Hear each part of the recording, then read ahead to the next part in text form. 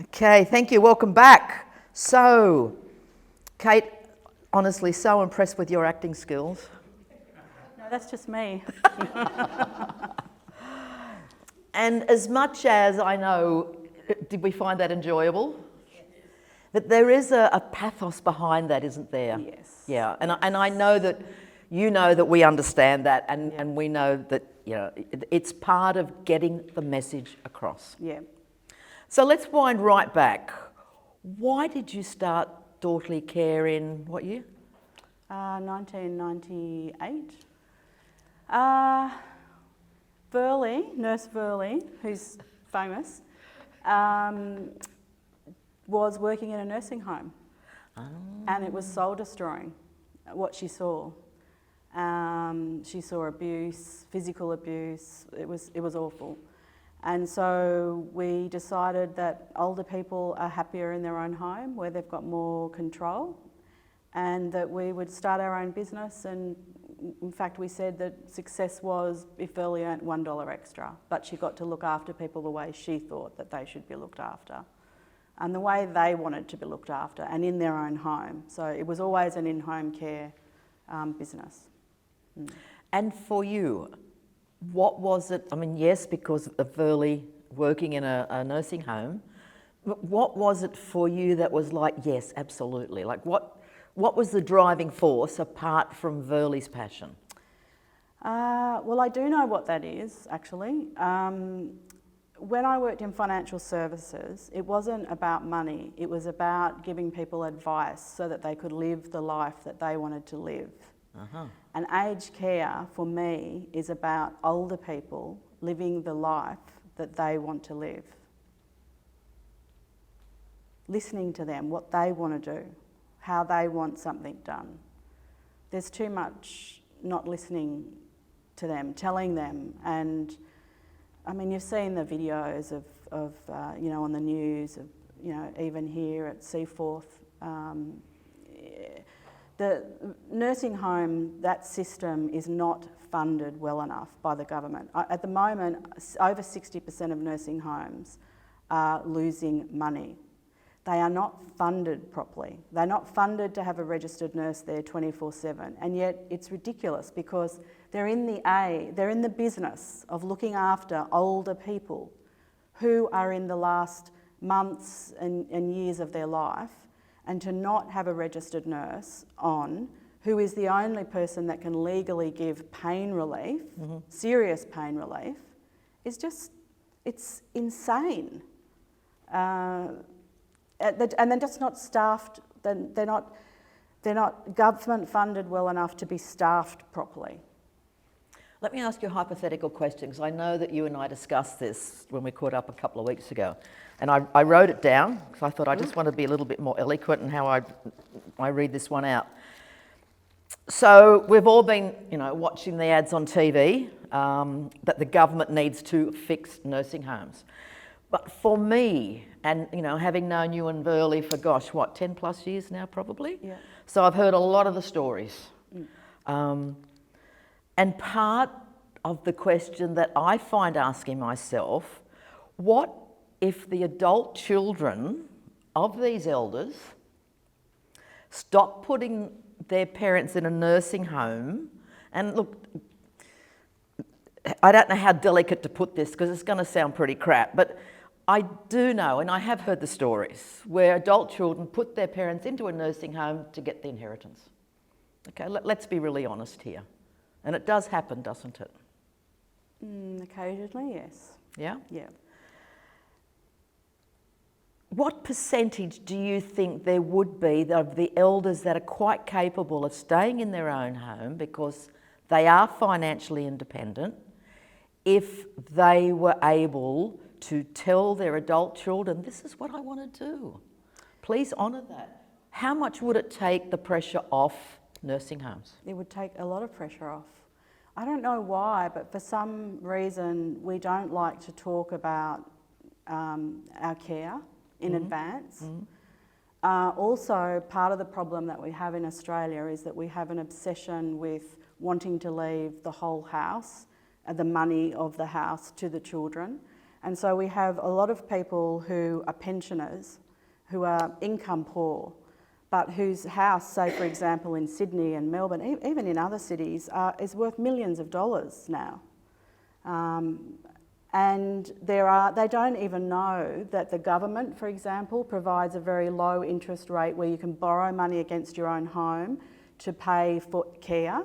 So there's government funded in-home aged care, but sometimes that's not enough. And towards the end of your life, it's not enough. And I do often scratch my head and wonder, why would you turn this person's life upside down for literally the last couple of months of their life? When if money was the issue, a loan from the government could have been taken out, and there are private loans as well. But look, even with Verley's auntie, you know, being personal, she had a unit which had gone up significantly in value, and nobody had expected that. And she was crying with us and didn't want to go to a nursing home. But she wanted to leave every cent to her nephews. And even though we said we would provide care for her at cost, you know, blah, blah, blah, her unit would get sold, that would be the bond that she gave the nursing home, and then 100% of that would go to her nephews when she died. And that's what she wanted. And that thinking makes older people very dependent on their children, when in actual reality, they have got the financial ability to put their hand in their pocket and to pay for care and stay in a place where they can be looked after properly. Now, she drove that nursing home crazy because she had a mobile phone and she was cognitively totally there. And every time that they didn't take her to the toilet, because she'd been buzzing for like an hour and they hadn't taken her to the toilet, she rang her nephew, and then he would have to ring and say, my auntie's been buzzing for an hour and you need to go and take her to the toilet. You know, there was a time they gave her half a medication, but then the nurse had to go away and the nurse said they'll come back. And so she never came back, but the sheet had been ticked off, and she rang her nephew and he said, "You've only given my auntie half her medication." And they said, no, tick, tick, tick, it's all good. No, look, if my auntie says she's only had half, she's only had half.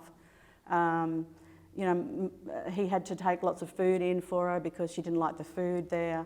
But part of her was happy because 100% of her bond was going to go to those nephews. And she was prepared to sacrifice herself and her happiness in order to do that. And I don't really understand that. I find that heart-wrenching. Yeah, but it's actually very common. It's very common. And yet... How long was she in there for, the nursing home? It was over a year, maybe a year and a half, or 2 years. Yeah. So basically she's lost her independence, the freedom of being in your own home with your own things, doing what you want when you want, and downsized to a room? A room with not very much in it. Even though she could afford to stay in her own home. But she's not unusual. That is a very, very common attitude and behaviour that we have in Australia. So how do we assist our elders to understand they've got choice? I think it actually needs to come from the people who are going to inherit. I think two things. I think the elder has to stand up for themselves and say, I know you're busy, you've got a mortgage to pay, you're raising kids or grandchildren in some instances. I'm going to borrow some money against the house to top up my government-funded home care package so that I can get the care I need, so I don't have to go into a nursing home, but I don't have to rely on you either. If more older people stood up, I think baby boomers are going to do that. Baby boomers, I think baby boomers change everything as they go through. Okay. So they will, I hope, change the system. In fact, The elders that are in nursing homes today are what we call the silent generation. They don't stand up for themselves. They just accept whatever. What would be the when they were born, roughly, from when to when? This silent generation. Well, they're the generation before the baby boomers. So they've lived through wars, and their parents have lived through wars. They've seen the effect of wars and depression, and they haven't had the empowerment that the baby boomer generation has had. So we're talking maybe, let's say 100 years ago. So 1922 through to, when did the baby boomers start? 1950? So 1922 to 1950. Wow. Why are they called the silent generation?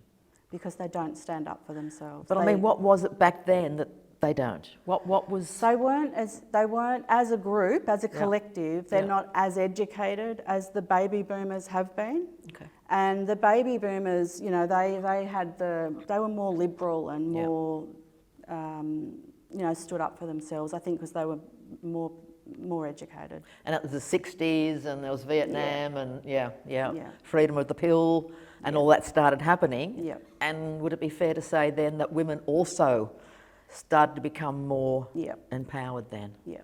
Wow. So speaking of all that, I remember when you and I spoke, we were talking about one of the things in having someone like daughterly care is, even though the adult children may not be able to have their elder parents. I know what you're going to say. So one of the things that really commonly happens is that you might commonly have 3 children, but it's left to one child to do a lot of the care work. It could be the child that's not married, or the daughter, or the daughter-in-law, you know, very commonly. And I'm not saying it should be like that. I'm just saying that that's what we observe. I will also add, I have seen the most men look after their mothers very, very beautifully. But numerically, it's women's work, so to speak.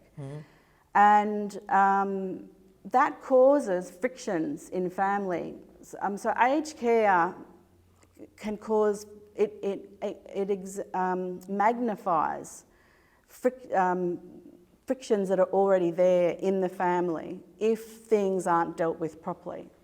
So one of the things, someone said to me, oh, it's all going to be left to me. I'm going to have to do it all because my sibling won't do a thing.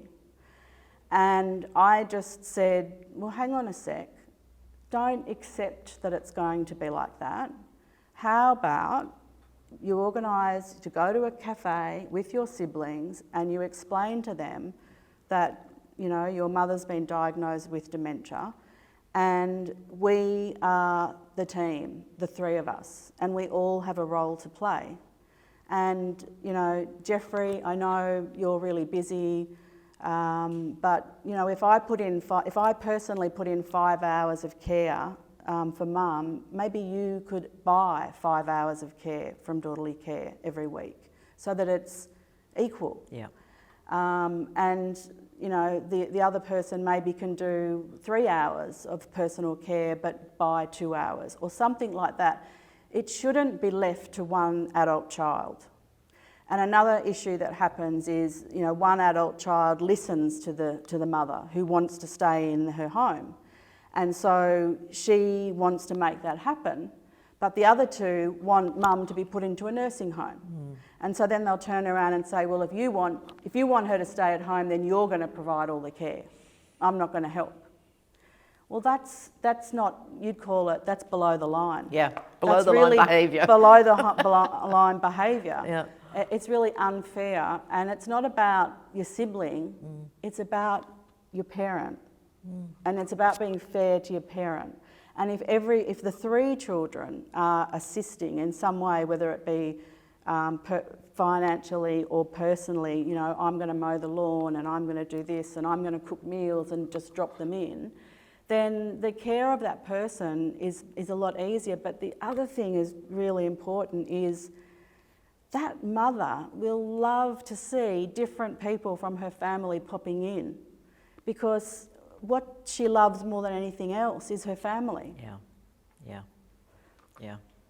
I've often thought, and my website is robynwalker.net, and so I've done a bit of blogging on there. And one of the stories I wrote a couple of years ago now, and I called it Remembering Our Memories and Returning to Eldership. And one of the things that I've thought about, and again because of the influence of you and Verley and daughterly care, because I hear the stories, is I can't even imagine what it must be like for someone, you know, in their 80s or 90s.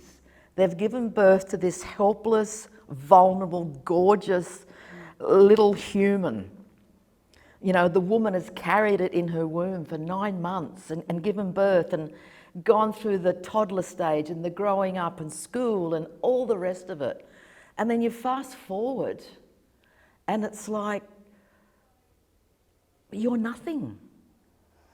For many people, how is that for a parent? Mothers are not nothing. For many people, mothers are not nothing. But there for are many many mothers are, who are looked after beautifully by sons and daughters. Yeah. But yes, there are mothers who are not looked after. That would have or to be fathers who are not yes. looked after. Yeah, and it is heartbreaking. Yeah. It is heartbreaking. Yeah. Yeah. So does daughterly care mediate? Can you mediate with the adult children where there's a bit of friction or misunderstanding, or don't you get into that?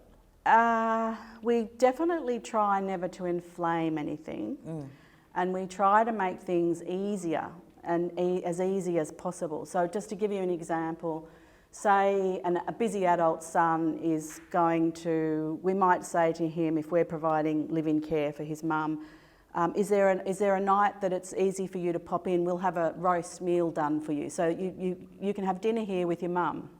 Or, you know, there are jobs where we've always cooked a roast on a Sunday, made it easy. Come in, have lunch with mum, have private time with mum and talk to her. And you don't have to stay, you don't have to clean up, just go. So we do things like that to try and make it as easy as possible for families to be together, but for there to be a little less effort, if you like, for adult children.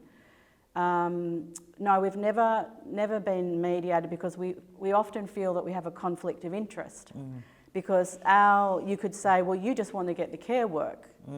So we haven't mediated. We have stood up for clients, and we have caused clients for it to go to a tribunal where we felt that there was abuse happening, mostly financial abuse. But in 24 years, I think we've done that. We've caused it once, and we've been a witness numerous times. But that's where the family caused it to go to the tribunal. And you've also said, obviously, because it's daughterly care, you're able to often have conversations with the elders that their kids can't, because you're not emotionally invested per se. Yes, they tell us amazing things. Often they're telling us things that they haven't told their children, that they feel they want to share with someone and they feel comfortable talking to us. And also our elder clients tell us things. I think one of we had a mother who said to us, I have not been a good mother. Now her son knew she wasn't a good mother, and he visited all the time waiting for her to say that she loved him. And she never did. But she told us that she wasn't a good mother. So she knew she wasn't a good mother. She wasn't a loving mother to him. That so she never ever told him? She never told him that she loved him. And he came for that. And in her last days, you could tell he didn't want to be there and not hear that. And so he expressly went away on a holiday, leaving us very detailed instructions. The first of which was, as soon as mum dies, call me and I'll come back from my holiday. Because if he'd been there and she hadn't told him, that would have been just way too heartbreaking. Yeah. Generational trauma. Yeah. Oh my goodness, it gets passed down. So how different is it now? Because, you know, with all our families, our elders get older and you're starting to experience that a wee bit with It's your never- own. My parents are 76. It's never easy. I have a very strong mother, and she's a redhead, and I am very gentle with her. Even though people might perceive me as strong, I'm extremely gentle with her. And because I'm a little bit scared of her. I was one of the kid that was a little bit scared of their mother, therefore a very good child. Yeah. And when I say scared of her, but I love her to pieces, and I know that she loves me unconditionally, and I'm going to be there for her, you know, through aged care for her and for my dad. It's not easy. It's really not easy. I understand what it's like to be the child of our clients. I understand how you suggest something very gently, and you know, then they turn around and tell you that you're being bossy, and you're like, but I only suggested it. And I also understand that, you know, they don't necessarily take notice of the child, but then someone else will come in, like an OT or a physio, and say exactly what you've said, and they're like, yes. And part of that is the fact that the adult child has said it, but part of it is that this is an independent professional person, and you know, what they say must be even though you're right. the CEO of Daughterly Care. Oh yeah, that doesn't count. That doesn't count. I think that's a classic. Yeah. So what would be one of the pieces of advice that you would be giving the adult children of these elders? Because their time is going to come. Yes. Well, I know Verley would say, if she was here answering this question, that the most valuable gift you can give is your time. And we often in our office talk about having a no regrets policy. No regrets. So do what you have to do, spend time with the people you love so that you have no regrets. Say what you need to say. I think that I also would like to say to adult children, do not burn yourself out doing things that somebody else can do it for you, and they might not be as grumpy or as, you know, it's not always easy to spend a lot of time with a parent. And if someone else could do that, and it's also, older people are also in a sense, it's like with children, when you drop your child to school and the teacher says to you that your child is beautiful manners and listens, and you're like, what? Hang on a sec. Are you talking about this child?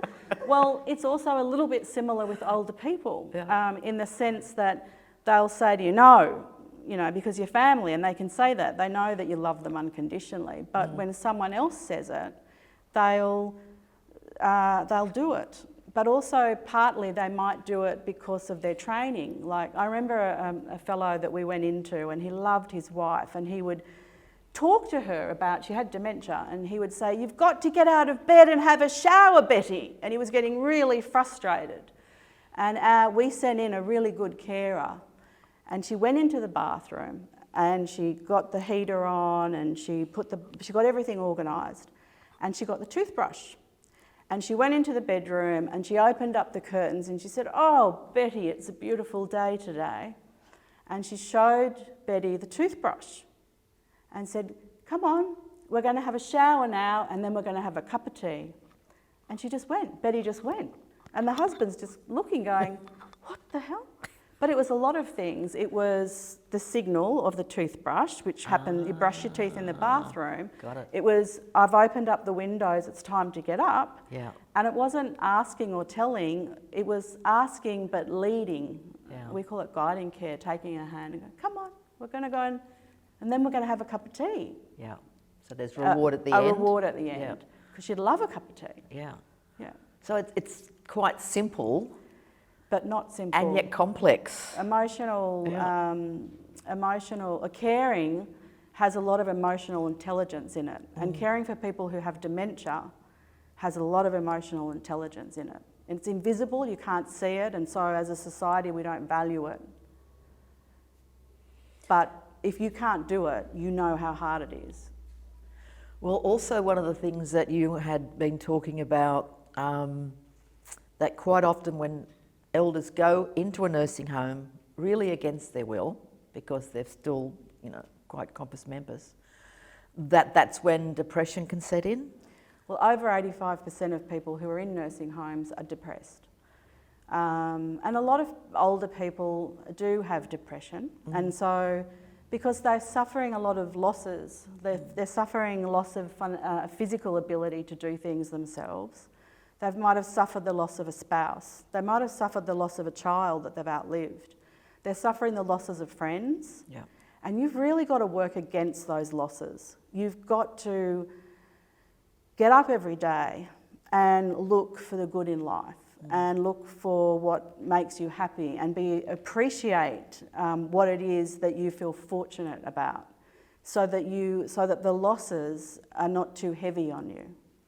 And there are older people who are doing that. There are older people that we're saying to them, what's something that you've never done that you really want to do before you die? And they tell us, and we help make that happen. Yeah. And as you're also saying, one of the triggers often is they've had a small fall in their home. Yep. And the adult children have gone into fear. Yeah, panicked. Yep. And that's been the trigger in going into the nursing home. But is it not also true that a higher percentage... Yes. I forgot to say that in Yep. my speech. That's why I hate it. I hate it when they lean over and say, "You're not safe to stay at home anymore, Mum." But what they don't realise is that they're going to put you into a place where the independent research and evidence is that people fall at a 30% higher rate in nursing homes. And there are many reasons for that. So you are actually, because you've had a fall that was largely inconsequential, because nothing's broken, there's no hairline fractures, there was no medical cause, you just fell. I fell over 2 weeks ago. I should be put into a nursing home all the time with my falling over. But it's illogical. Yeah. It's actually quite insane. But the problem is that the adult children don't know that they're going to fall at a 30% higher rate. And the reasons that they do are many, including long corridors, because the nursing homes are not built well. And so they have to walk long distances. And they might forget, because of their dementia, to take their walker. And nobody's there to redirect them because there's not enough staff, because it's not funded well enough. And then another reason is they have this magic number 3 of, the number of pads that they will allow you to use. And so you're actually at 3 in 24 hours. So you're often sitting in a wet pad for hours on end. And for a woman and for men, you get urinary tract infections, which causes confusion, which causes falls.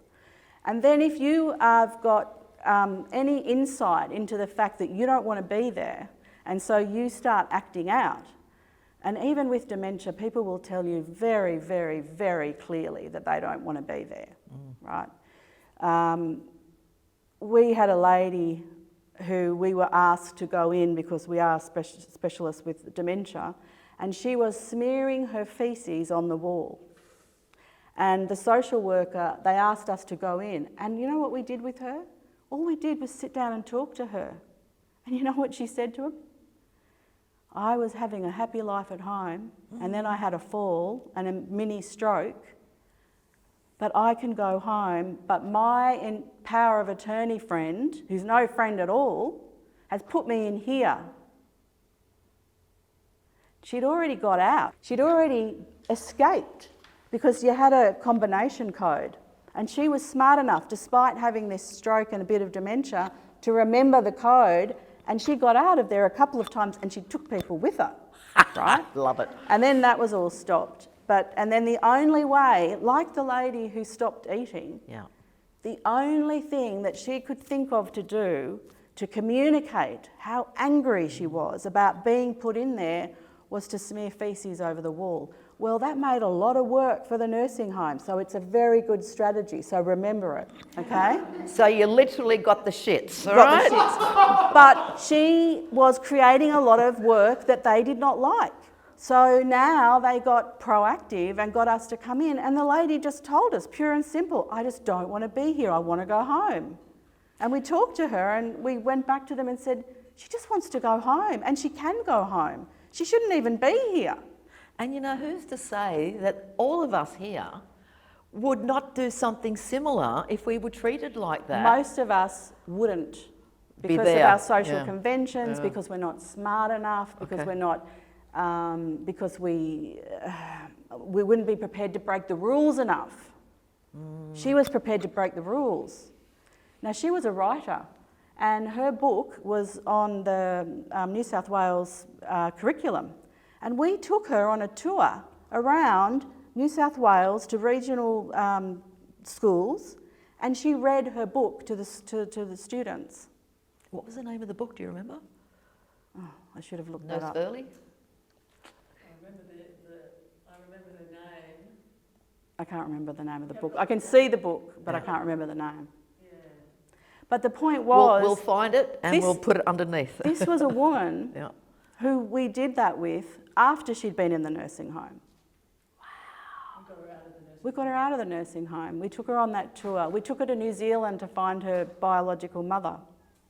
Wow. She was capable of living. So she got everyone's attention by doing that. It's a good strategy. We often laugh, we often joke that we're going to be really bad older people. Oh, well, you guys know all the tricks, imagine. Well, no one's going to lord it over us. You're not going to be the boss of me now. No, I'm the boss of me now.